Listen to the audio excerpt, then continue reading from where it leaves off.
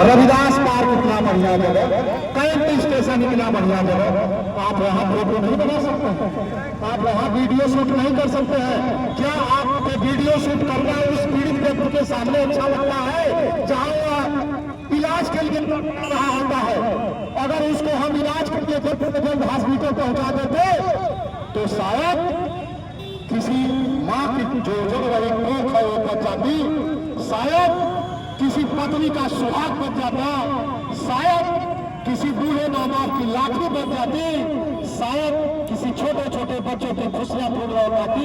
तो मैं आपसे अनुरोध कि वीडियो बनाने का काम न करें, ऐसे जल्द से जल्द जितना जल्द हो सके उस पीड़ित व्यक्ति को, उस घायल व्यक्ति को अस्पताल पहुंचा करके उसकी जान बचाने का काम करें। जिस दिन आप इस काम में आगे आएंगे, वाकई हमारी सड़क दुर्घटना जो आज 1.5 लाख के ऊपर पहुंच रही है प्रति वर्ष, उसको हम 50,000 40,000 पर रोक देंगे।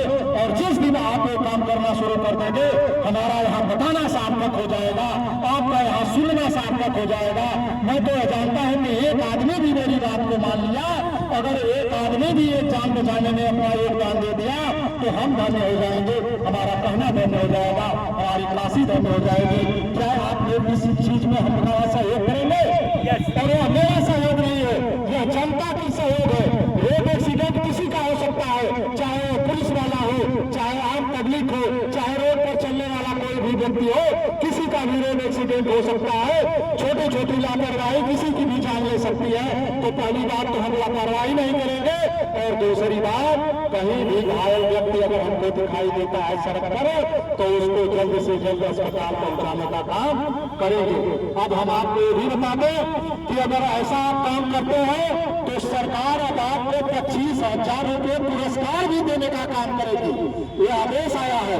अगर आप लोगों ने कोई ऐसा कार्य किया होगा तो हमको बताएगा, या 112 पर आप बताइए कि आज मेरे द्वारा फला चौराहे से एक आदमी रोड एक्सीडेंट में घायल था, मैं उसको फला हॉस्पिटल में पहुंचाया हूँ। अगर यह जानकारी हो जाती है तो आपको 25,000 रुपये सरकार पुरस्कार भी देगी। इसके साथ ही साथ हॉस्पिटल वाला इलाज के लिए आपसे 1 रुपया भी नहीं मांग सकता है, क्योंकि यह सरकार की एक गाइडलाइन आ गई है कि किसी भी दशा में कोई हॉस्पिटल हो, अगर घायल कोई आदमी लेके जाता है इलाज कराने के लिए घायल रोड एक्सीडेंट का, उससे पैसा नहीं लिया जाएगा। दूसरी बात कि पुलिस आपको किसी भी दशा में गवाह नहीं बना सकती है। हम आप डरते हैं कि हम अगर लेके जाएंगे पुलिस आएगी हमको परेशान करेगी। यह जान लीजिए कि सरकार का सख्त आदेश है कि हम आपको परेशान करने की नीयत से कभी नहीं आपके पास जाएंगे। अगर आपको मैं घर पूछने भी जाऊंगा तो वर्दी में नहीं जा सकता, प्राइवेट में जाऊंगा, क्योंकि वर्दी में जाऊंगा तो आपका पड़ोसी कहेगा कि इसके घर पुलिस आई है, लगता है इसने कोई गलत काम किया है। इसलिए सरकार ने कहा कि वर्दी में नहीं जाना है, प्राइवेट में जाइए, उनसे पूछताछ कर सकते हैं कि आप कब उनको ले गए थे, क्या दशा थी, तो एक काम हो सकता है। तो इसलिए मेरे भाइयों, कोई डरने की आवश्यकता नहीं है।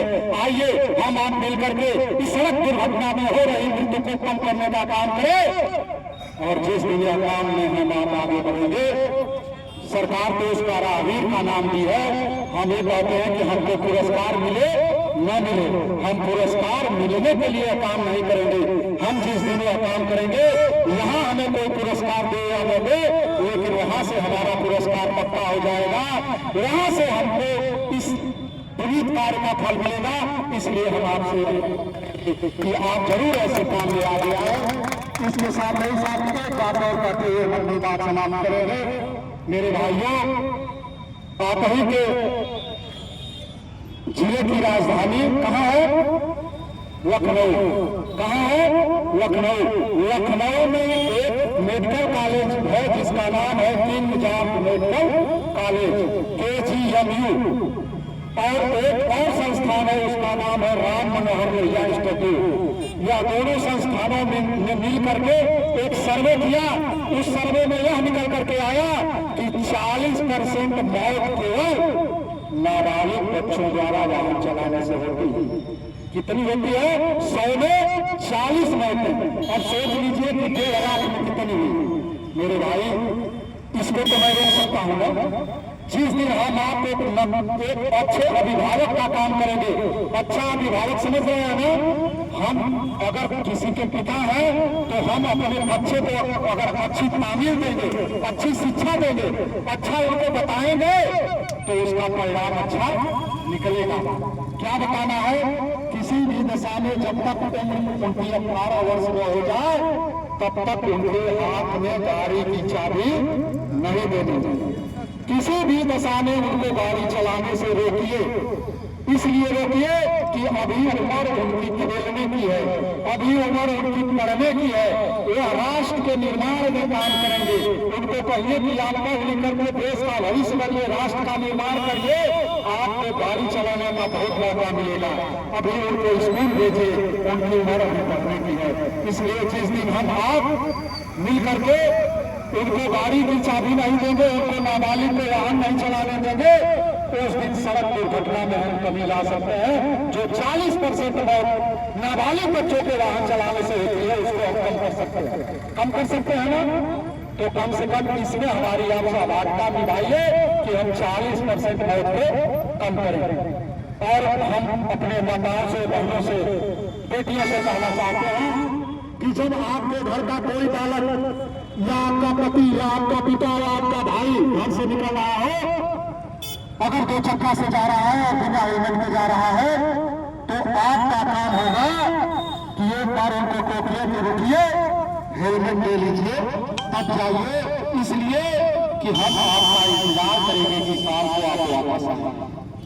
तो जिस तरह हम आपका इंतजार करेंगे उस तरह आपकी सुरक्षा में भी मेरी भूमिका है। यह हेलमेट पहनिए तब जाइए। यह मैं इंजी से नहीं कह रहा है, हम आप सबसे अनुरोध कर रहा है कि हम आप जब भी वाहन चलाएं खुद हेलमेट धारण करें, खुद सीट बेल्ट पहने और दूसरे को भी पहनने के लिए प्रेरित करें। मेरे भाई, अगर सर सलामत तो सब सलामत। अगर हमारा एक्सीडेंट में सर सलामत है तो सब सलामत है। क्यों कि अगर 1.5 लाख दुर्घटना का मैं जो आंकड़ा बताया, कहने के लिए तो यह आंकड़ा है, कहने के लिए आंकड़ा है, गिनती है, 1.5 लाख की गिनती है ना। इस कान से आप सुने, इस कान से निकाल दिए।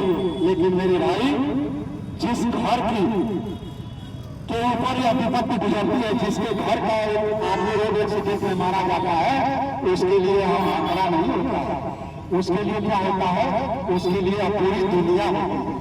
तब कहा जाता है, तब हम दिलक के कहते हैं कि मेरे घर का अगर कोई चला जाता है कि हमारी जो दुनिया उठे, तो उस घर के लिए वह दुनिया है। चाहे जोड़ने के लिए किसी के लिए आंकड़ा हो सकता है, लेकिन उस घर के लिए वो दुनिया है। तो हमको आपको दुनिया बचानी है, हमको आपको अपना घर बचाना है। जिस दिन हम आप सभी अपना घर बचाने के लिए यातायात नियमों का पालन करना प्रारंभ कर देंगे, वह दौर नहीं जो सरकार की मुहिम जो है कि हम सड़क दुर्घटना को कम करेंगे। अरे सरकार कम करे ना करे अलग की बात है, लेकिन हम आप जिस दिन चाहेंगे उस दिन बनारस की सड़क दुर्घटना को जरूर कम कर सकते हैं।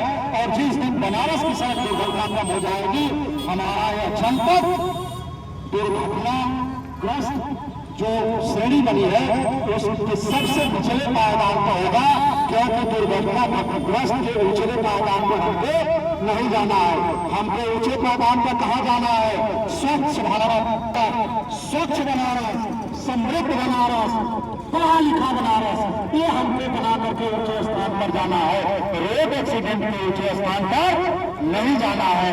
इसलिए आइए हम आप मिल करके एक छोटी सी शपथ लेते हैं। इसके बाद मैं अपनी बात को समाप्त करूंगा। हम चाहूंगा कि सभी लोग अपना दाहिना हाथ थोड़ा सा ऊपर करें और मेरे साथ बोलें। हम संकल्प लेते हैं, बोलिएगा सभी लोग बोले, हम संकल्प लेते हैं कि आज से यातायात नियमों का अच्छी तरीके से पालन करेंगे तथा दूसरों को भी पालन करने के लिए प्रेरित करेंगे। हम आज से ओवर स्पीड में गाड़ी नहीं चलाएंगे। हम आज से संकल्प लेते हैं कि हम नशे की हालत में गाड़ी नहीं चलाएंगे। हम संकल्प लेते हैं सड़क दुर्घटना में घायल व्यक्ति की मदद करेंगे। हम संकल्प लेते हैं नाबालिग बच्चों को वाहन चलाने को नहीं देंगे। जय हिंद। सभी लोग आप पीछे करें, बहुत बहुत धन्यवाद। देखिए अभी आपके बीच आपके क्षेत्र की यातायात व्यवस्था को सुचारू रूप से क्रियान्वित करते हुए संचालन कराने में अपनी अग्रणी भूमिका निभाने हमारे यातायात निरीक्षक सारनाथ श्री अमित कुमार सिंह जी उपस्थित हैं। इनको आप खूब अच्छी तरह से जानते भी होंगे, पहचानते भी होंगे। सर आपसे डेली रूबरू होते होंगे और यातायात की व्यवस्था को सुदृढ़ बनाने के लिए आपके हर कदम से कदम मिलाने चलते होंगे। जैसा आपने मैं कहा था कि आप यह जानते होंगे कि इनका काम चालान करना है, मेरा काम चालान करना है, लेकिन मेरा काम आपको जागरूक भी करना है। जिसके तौर हम आए हैं, मैं सबसे अपेक्षा करूंगा कि दो शब्द आपके लिए कुछ संदेश दें जिससे आप यातायात की व्यवस्था को और अच्छी बेहतर बना सकें। इस काशी की यातायात की व्यवस्था को भव्य बनाने, सुंदर बनाने और चौमुक्त बनाने में अपने वाणी से इनको कुछ बताने का काम करें। श्रीमान यातायात निरीक्षक महोदय।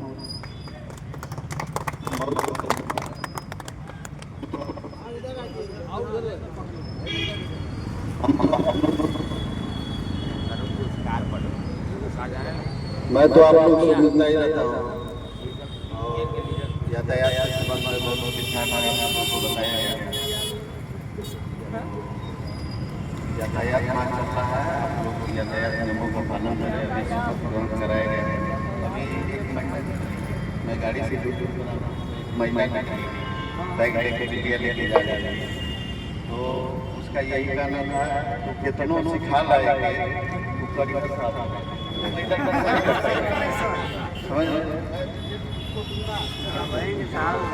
तो वो यही शब्द कही, चाहे कितनों सिखा ला जाए परिभाषा न मानेंगे।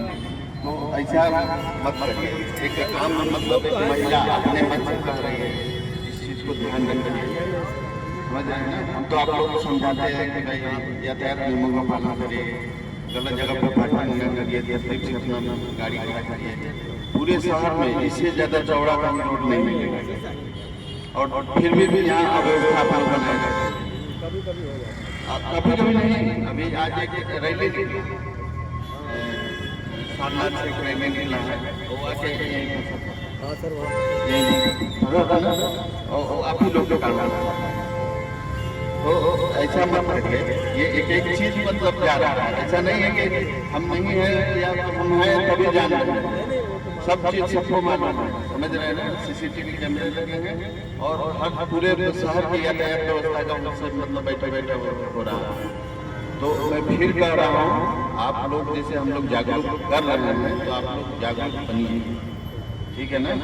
एक मतलब इसमें लगभग कुछ ना कुछ पढ़े लिखे होंगे, सब लोग अनपढ़ नहीं होंगे। तो जो बताया जा रहा है उसका पालन करिए, एक सिस्टमेटिक ढंग से चलिए, सही तरीके से अपना गाड़ी पार्क करिए और सही तरीके से चलिए। बहुत बहुत धन्यवाद आप लोगों को।